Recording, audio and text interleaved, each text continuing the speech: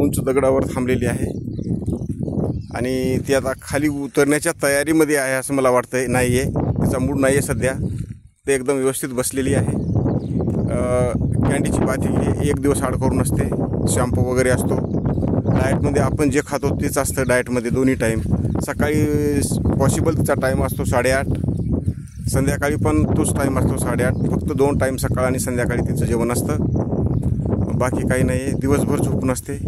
8:30ला जेवण केल्यानंतर 3:30 ते 4, 4:15च्या मधामध्ये तिनं उठते आणि पाणी बिस्किट किंवा मग दुसरं काय जे असेल तिची इच्छा ते तिला दिलं जातं.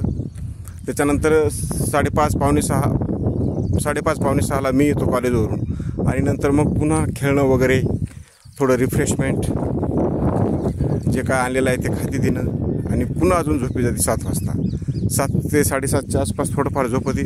पुन्हा 8:30ला जेवल्यासाठी उठते. पुन्हा मग 8, 8:30ला जेवण झालं की खेळणे, पुन्हा 9 वाजता झोपणे, 9:30ला बाहेर जाणे, 9:30 ते 10, 10:15पर्यंत बाहेर फिरून येतो आम्ही. असं तिची दैनंदिनी आहे. एकंदरीत कॅन्डी हे खूप चांगली फॅमिली मेंबर आहे आणि खूप चांगली आहे ती. विशेष म्हणजे आज्ञाधारक आहे, सर्वांचं ऐकत येते. अशा प्रकारे तिचं संगोपन झालेलं आहे आणि ती आता 9 महिन्याची झालेली आहे, जवळपास 9, 9.5 महिन्याची.